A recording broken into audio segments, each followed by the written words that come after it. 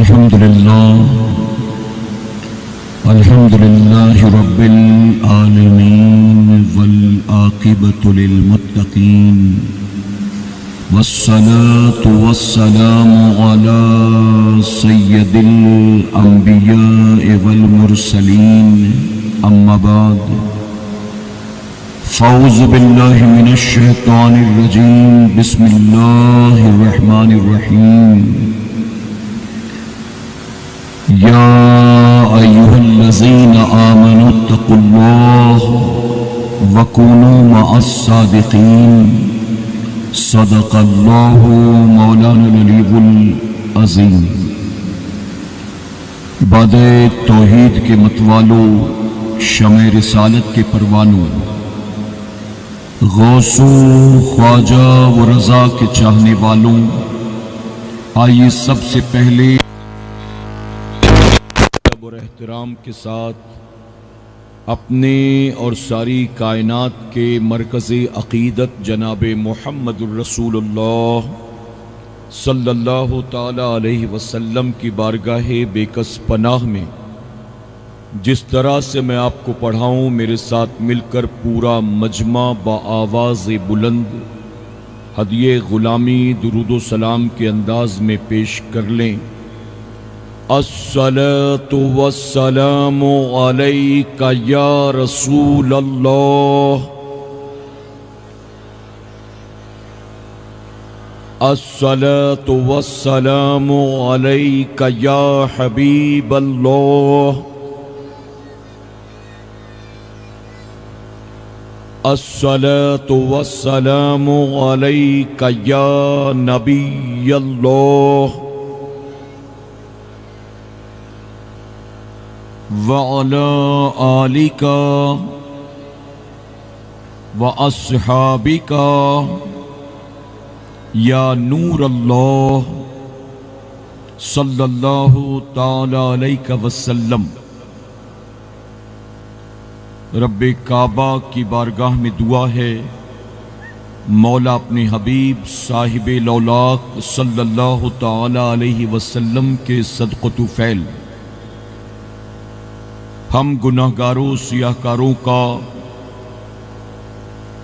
عالمی تحریک سنی دعوت اسلامی کے اس سالانہ سنی اجتماع میں آنا قبول فرما۔ میرے کریم علماء اکرام کے مبلغین کے بیانات جو ہم سنیں، ہمیں عمر بھر ان تمام باتوں پر عمل کرنے کی توفیق نصیب فرما، اور آج کی اس محفل پاک کو میدان قیامت میں ہم سب کے لیے، ہمارے والدین کے لیے، ہمارے اہل و عیال کے لیے بخشش اور نجات کا سبب بنا۔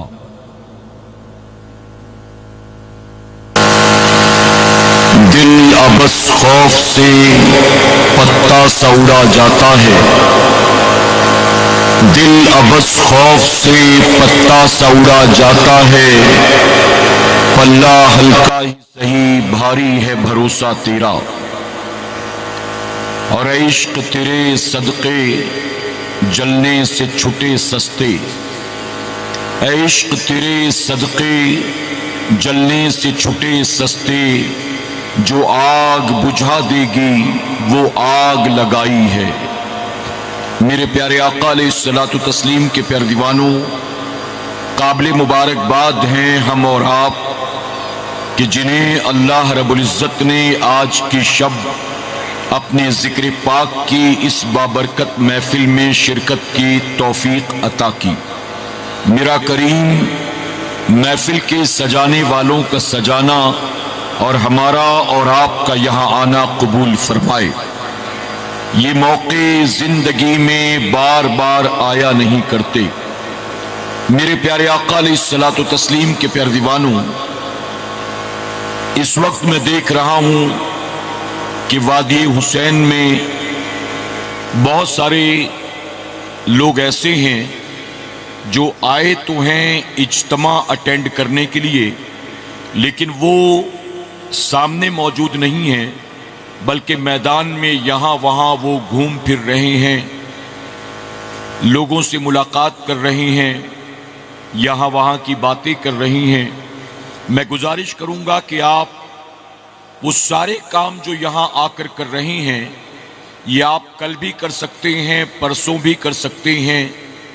آج اگر آپ اجتماع کے لیے آئے ہیں تو اپنے وقت کو ضائع کیے بغیر آپ آ کر بیٹھیں، علماء کے، مبلغین کے خطابات سنیں، اور منبر رسول سے جو پیغامات آپ تک پہنچائے جا رہے ہیں اسے سننے کی، سمجھنے کی، سیکھنے کی اور اپنی زندگی میں اسے عملی جامہ پہنانے کی کوشش کریں۔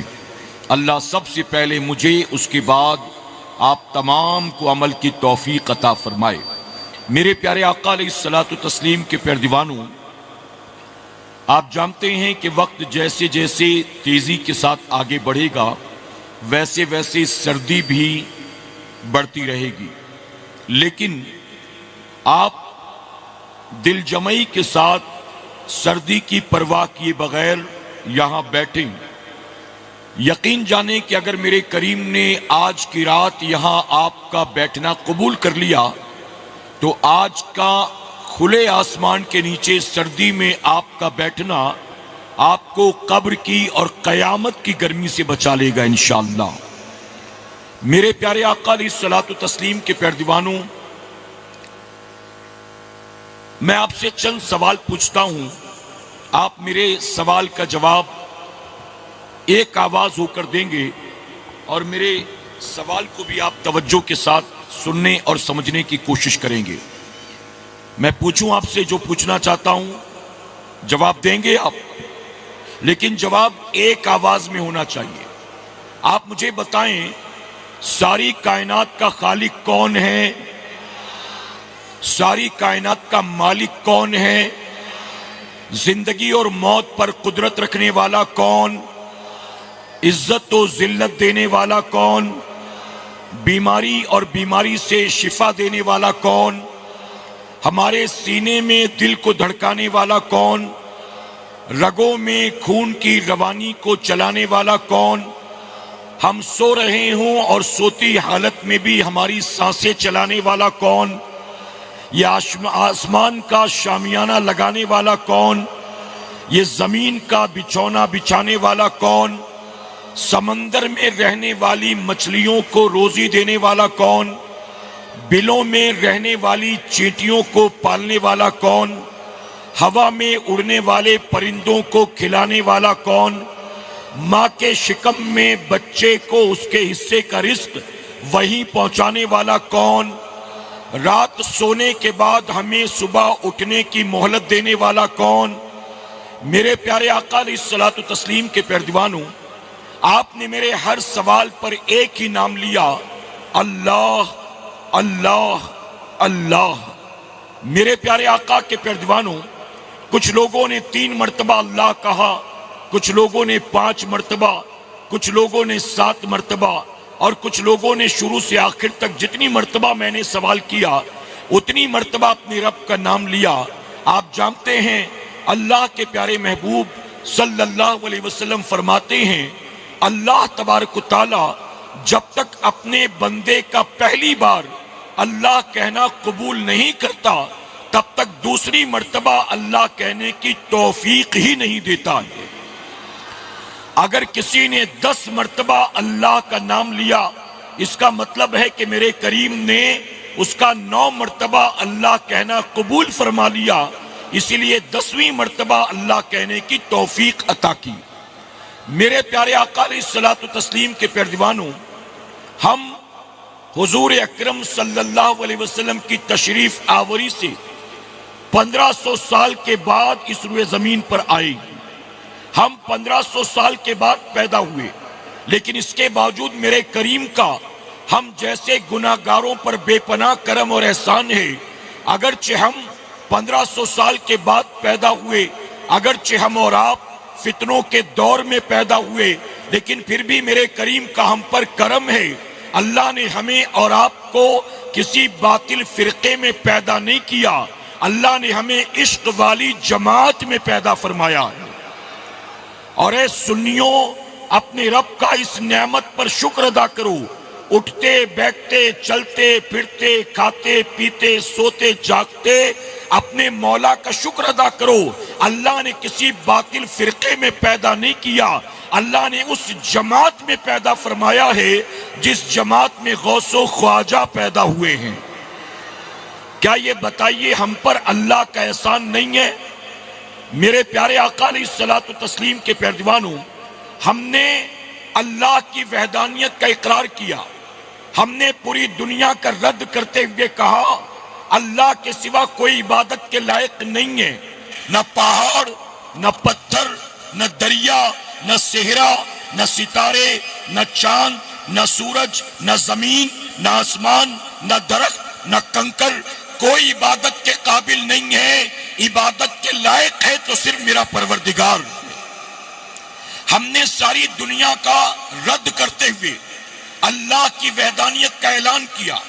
اب آپ مجھے دل پر ہاتھ رکھ کر بتائیں، ہم اللہ کو خالق بھی مانتے ہیں، اللہ کو مالک بھی مانتے ہیں، اللہ کو رازق بھی مانتے ہیں، اللہ کو زندگی اور موت پر قدرت رکھنے والا بھی مانتے ہیں، اللہ کو عزت و ذلت دینے والا بھی مانتے ہیں، اللہ کو بیماری اور بیماری سے شفا دینے والا بھی مانتے ہیں۔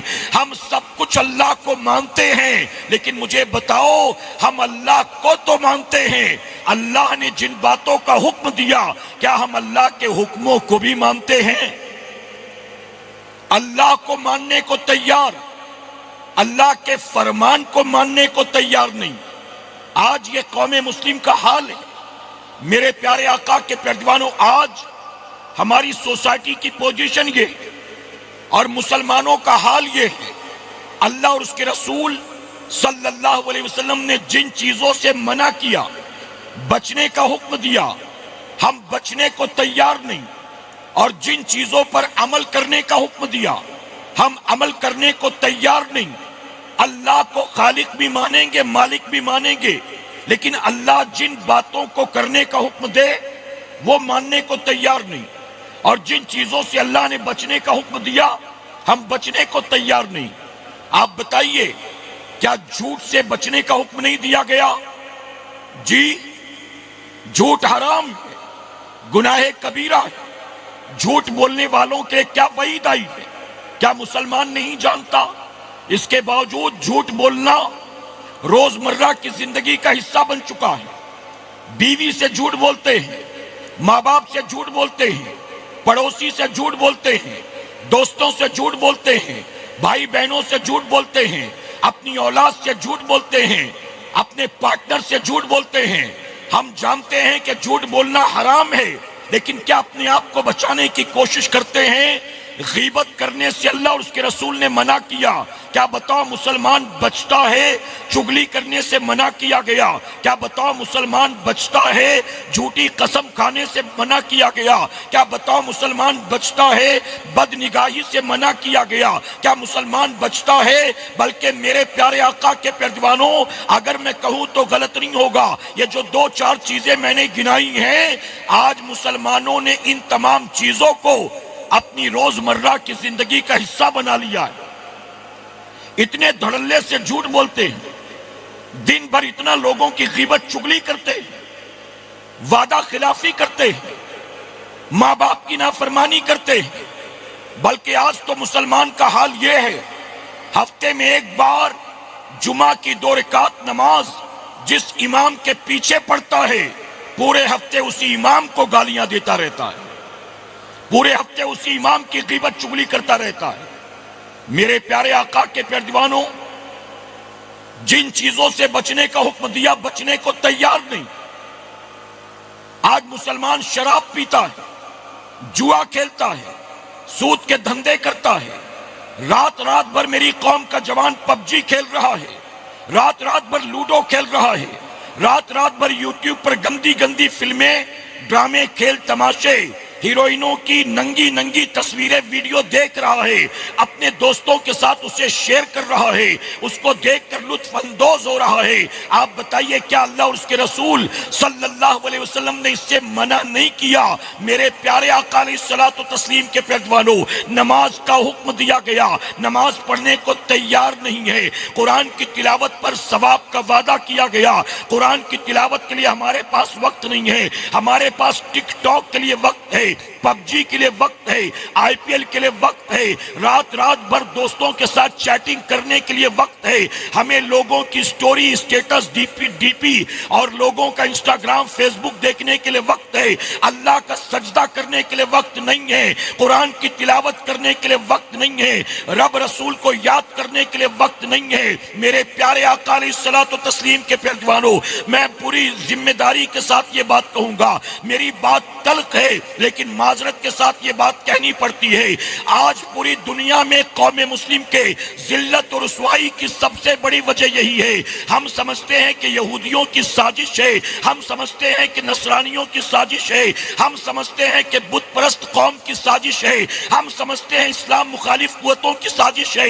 آج پوری دنیا میں مسلمان جو مارا جاتا ہے، ستایا جاتا ہے، ذلیل و خوار ہوتا ہے، ہمارے مکانوں دکانوں پر بلڈوزر چلائے جاتے ہیں، ہمارے قتل کے منصوبے کیے جاتے ہیں، آج پوری دنیا میں جو یہ ہمارے حالات بنے ہیں، ہم کہتے فلاں کی سازش، فلاں کی سازش، فلاں کی سازش۔ میں آپ سے پوچھتا ہوں، آپ ساری چیزیں اٹھا کر غیروں کے سر مار دیتے ہیں، آپ روزانہ فجر کی نماز میں سوتے رہتے ہیں، آپ ظہر کی نماز نہیں پڑھتے، آپ عصر مغرب عشاء کی فکر نہیں کرتے، کیا یہ بتائیے یہ بھی امریکہ کی سازش ہے؟ کیا اس کے پیچھے بھی اسرائیل کا ہاتھ ہے؟ آپ کا کوئی قصور نہیں، آپ جھوٹ بولتے ہو عیسائیوں کی وجہ سے، آپ وعدہ خلافی کرتے ہو یہودیوں کی وجہ سے، آج لوگوں کا مال کھائے بیٹھے ہو، یہ غیروں کی سازش ہے۔ میرے پیارے آقا علیہ الصلوۃ والتسلیم کے پیروانوں، اللہ اور اس کے رسول صلی اللہ علیہ وسلم کو تو مانو گے لیکن ان کے فرمان کو نہیں مانو گے۔ میں آپ سے سوال پوچھتا ہوں، اگر آپ کو یہ پتہ چلے امریکہ میں کسی نے قرآن کو جلایا، آپ کو تکلیف ہوتی ہے کہ نہیں ہوتی ہے؟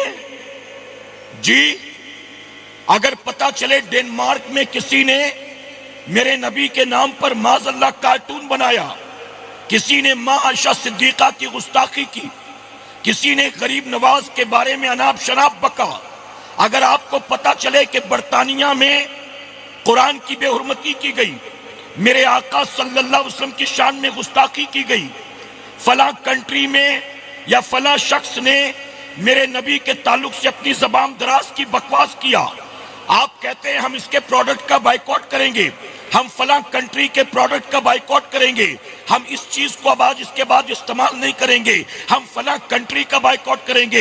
اے مسلمانوں، اگر میرے نبی کے تعلق سے کوئی زبان دراز کرتا ہے، آپ کہتے ہمیں تکلیف ہوتی ہے جب قرآن کی بے حرمتی کی جائے، آپ کہتے ہمیں تکلیف ہوتی ہے جب صدیق اکبر کو برا بھلا کہا جائے، آپ کہتے ہمیں تکلیف ہوتی ہے جب ماں عائشہ صدیقہ کی گستاخی کی جائے، آپ کہتے ہمیں تکلیف ہوتی ہے، ان ساری چیزوں سے آپ کو بڑی تکلیف ہوتی ہے، لیکن کبھی آپ نے سوچا روزانہ صبح اٹھ کر جب آپ اپنے چہرے سے داڑھی کو منڈا کر نالیوں میں پھینکتے ہیں تو ہمارے نبی کو روزانہ دن اور رات میں ہم سے کتنی تکلیف ہوتی ہے؟ امریکہ کی حرکتوں سے آپ کو تکلیف، لندن کی سازشوں سے آپ کو تکلیف، اسلام مخالف قوتوں سے آپ کو تکلیف، لیکن آپ کی وجہ سے دن رات میرے نبی کو کتنی تکلیف ہے؟ فجر میں پیر پسارے سوتے رہتے ہو، کیا رسول اللہ کو تکلیف نہیں ہوتی؟ جب دکان پر بیٹھ کر ڈنڈی مارتے ہو، کم ناپتے کم تولتے ہو، کیا رسول اللہ کو تکلیف نہیں ہوتی؟ ہر صبح اٹھ کر اپنے آپ کو سمارٹ دکھانے کے لیے میرے آقا کی عظیم سنت مبارکہ کو چہرے سے نکال کر نالیوں میں پھینکتے ہو، کیا رسول اللہ کو تکلیف نہیں ہوتی؟ جب رات بھر موبائل پر گندی گندی فلمیں دیکھتے ہو، رسول اللہ کو تکلیف نہیں ہوتی؟ جب آپ کی شادیوں میں ایک ایک ہفتے ڈی جے بجتا ہے، کیا رسول اللہ کو تکلیف نہیں ہوتی؟ جب اپنی بیوی کو آپ بنا دوپٹے بنا پردے کے بائک پر بٹھا کر جے پور مارکیٹ میں شاپنگ کرانے لے جاتے ہو، کیا رسول اللہ کو تکلیف نہیں ہوتی؟ جب کسی کی شادی اٹینڈ کرنے کے لیے آپ کے گھر سے 8 عورتیں بے پردہ ہو کر نکلتی ہیں، بن دوپٹے بن حجاب بن برقعے کے، سج سور کر فنکشن ہال کی طرف چلتی ہیں، کسی کی منگنی کسی کا چلہ کسی کی بارات اٹینڈ کرنے کے لیے، کیا رسول اللہ کو تکلیف نہیں ہوتی؟ رات کے 2 بجے ہے مسلمان، جب تیرے گھر سے ناچ گانے کی آواز آتی ہے، ڈھول گھنگرو کی آواز آتی ہے، کیا رسول اللہ کو تکلیف نہیں ہوتی؟ اے سرکار مدینہ کے پیروانوں، غیروں کی سازشوں اور حرکتوں کی وجہ سے ہمیں تکلیف ہوتی ہے، لیکن ہماری وجہ سے ہمارے نبی کو تکلیف ہوتی ہے۔ دن رات اپنے نبی کا دل دکھاؤ گے، اللہ تمہیں عزت عطا کرے گا، اللہ تمہیں کامیابی عطا کرے گا۔ میرے پیارے آقا علیہ الصلوۃ والتسلیم کے پیروانوں، ایک مرتبہ غریب نواز کے مریدوں نے دیکھا خواجہ غریب نواز رحمت اللہ علیہ زاروں قطار رو رہی، اتنا روئے کہ سسکیاں بند گئیں۔ اپنے پیر و مرشد کو اپنے استاد کو روتا دیکھا، شاگردوں کی آنکھیں بھی نم ہو گئیں۔ کسی کی جرت نہیں کہ کوئی آگے بڑھ کر پوچھے کہ حضور رونے کی وجہ کیا۔ جب کچھ دیر کے بعد تسلی ہوئی تو قریبی لوگوں نے آگے بڑھ کر پوچھا کہ آپ اتنا رو رہے تھے، آخر ایسا کیا ہو گیا، اتنا کیوں رو رہے تھے؟ سنو میرے غریب نواز نے کیا جواب دیا۔ غریب نواز فرماتے آج سے 30 سال پہلے کی بات ہے، میں نماز پڑھ رہا تھا اور مجھے نماز میں مزہ نہیں آ رہا تھا، نماز کی لذتوں سے محروم تھا، جو خشوع اور خضوع نماز میں ملتا تھا وہ مل نہیں رہا تھا۔ میں نے نماز مکمل کی، اس کے بعد بیٹھا غور کرنے کے لیے کہ آخر نماز کی لذتوں سے محروم کیوں ہو گیا۔ کہتے کافی دیر غور کیا تو احساس ہوا کہ جلد بازی کے چکر میں وضو کے وقت میں انگلیوں میں خلال کرنا بھول گیا، جلد بازی کی وجہ سے آج میں انگلیوں میں خلال کرنا بھول گیا۔ آپ علماء سے پوچھیں کیا وضو میں خلال کرنا فرض ہے، واجب ہے؟ اگر رہ جائے تو وضو ہوگا کہ نہیں ہوگا؟ اگر رہ جائے تو نماز ہوگی کہ نہیں ہوگی؟ غریب نواز فرماتے انگلیوں میں خلال کرنا رہ گیا، پھر اچانک مجھے احساس ہوا انگلیوں میں وضو کے وقت خلال کرنا یہ رسول اللہ کی سنت مبارکہ ہے۔ اگر قیامت میں میرے نبی نے مجھ سے پوچھا اے معین الدین میں نے تجھے سلطان الہند بنایا، میں نے تجھے ہند بھیجا تھا تبلیغ دین کے لیے، میں نے تجھے ہند بھیجا تھا اسلام کا پرچم لہرانے کے لیے، لیکن تو نے وہاں جا کر کیا کیا؟ تو نے میری سنت کو چھوڑ دیا۔ غریب نواز فرماتے ہیں اگر میرے آقا نے اسے ایک سنت کی وجہ سے میری پکڑ کر لی اور مجھ سے پوچھا تو میں نبی کو کیا جواب دوں گا؟ فرماتے ہیں 30 سال ہو گئے، جب بھی مجھے غلطی کا احساس ہوتا ہے میں اسی طرح رونے لگتا ہوں کہ کاش میرے آقا مجھے معاف فرما دے اور قیامت میں مجھ سے اس کے بارے میں کوئی سوال نہ کرے۔ اے مسلمانوں ذرا سوچو، وہ غریب نواز جن کے ہاتھوں پر تقریباً 95 لاکھ لوگوں نے کلمہ پڑھا ہے، وہ غریب نواز غلطی سے یا جلد بازی کی وجہ سے اگر ایک سنت ان سے رہ جائے، ایک سنت کو چھوڑنے کی وجہ سے 30 سال تک روتے تڑپتے سسکیاں لیتے نظر آتے ہیں، اور آج غریب نواز کا عرس منانے والے، غریب نواز کی بارگاہ میں چادریں چڑھانے والے، غریب نواز کے نام کا نعرہ لگانے والے، غریب نواز کے نام پر محفلیں سجانے والے، آج ہماری پوزیشن کیا ہے؟ وضو میں انگلیوں کا خلال نہیں، ہم تو اللہ کے محبوب صلی اللہ علیہ وسلم کی نہ جانے کتنی سنتوں کو چھوڑے بیٹھے ہیں۔ اے سرکار مدینہ علیہ الصلوۃ والتسلیم کے پیروانوں، اگر چاہتے ہو اللہ تمہیں دوبارہ کامیابی عطا کرے، اگر تم چاہتے ہو اللہ تمہیں پھر سے کھویا ہوا وقار عطا کرے، اگر تم چاہتے ہو اللہ تمہیں پھر سے عزت عطا فرمائے، تو یاد رکھنا مسلمانوں، اپنی زندگی کو طبیعت کے مطابق مت گزارنا، اپنی زندگی کو شریعت کے مطابق گزارنا، اور میرا یہ جملہ زندگی پر یاد رکھنا، اے مسلمانوں طبیعت کے پیچھے پیچھے چلنا یہ فرعون کا کام ہے، نمرود کا کام ہے، ابو جہل ابو لہب کا کام ہے، یہ قارون اور شداد کا کام ہے۔ اپنی طبیعت کے پیچھے پیچھے چلنا یہ یزید پلید کا کام ہے، اور نبی کی شریعت کے لیے اپنا سب کچھ لٹا دینا یہ امام حسین کا کام ہے۔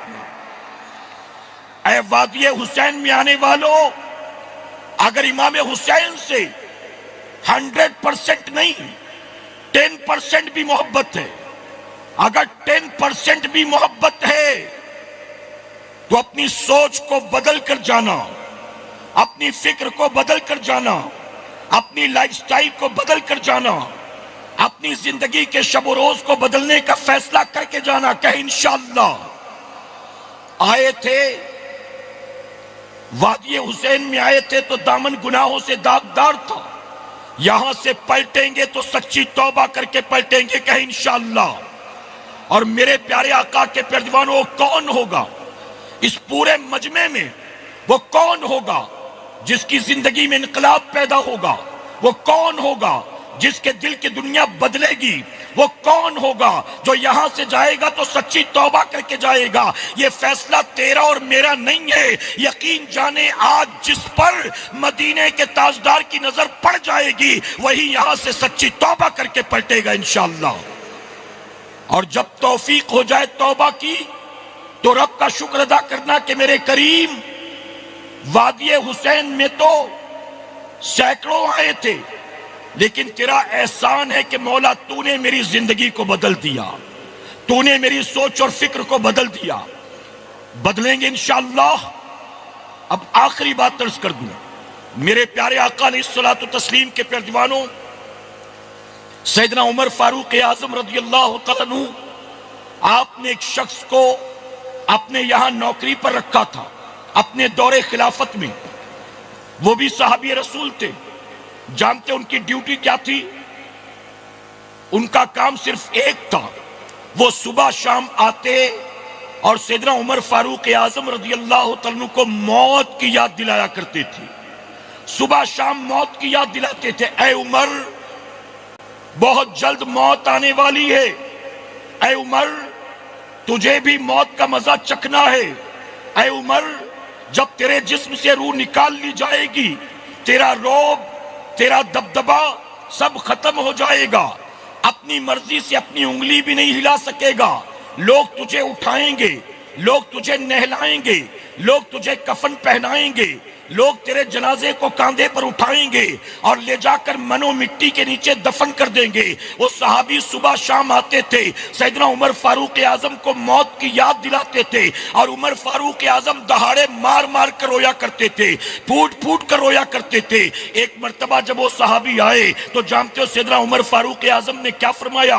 آپ نے فرمایا کہ میرے بھائی آج جانے سے پہلے اپنا حساب کر لینا، اب کل سے آپ کو آنے کی ضرورت نہیں ہے۔ جب سیدنا عمر فاروق اعظم نے یہ بات کہی وہ صحابی پریشان ہو گئے، انہوں نے کہا امیر المومنین آپ مجھے نوکری سے نکال رہی ہیں، آخر وجہ کیا ہے؟ کیا موت کی یاد دلانے والا آپ کو مجھ سے بہتر کوئی مل گیا؟ کیا میں نے کبھی زیادہ مبالغے سے کام لے لیا؟ کیا میں نے کبھی آپ کی گستاخی کر دی؟ کیا مجھ سے کبھی کوئی بے ادبی ہو گئی؟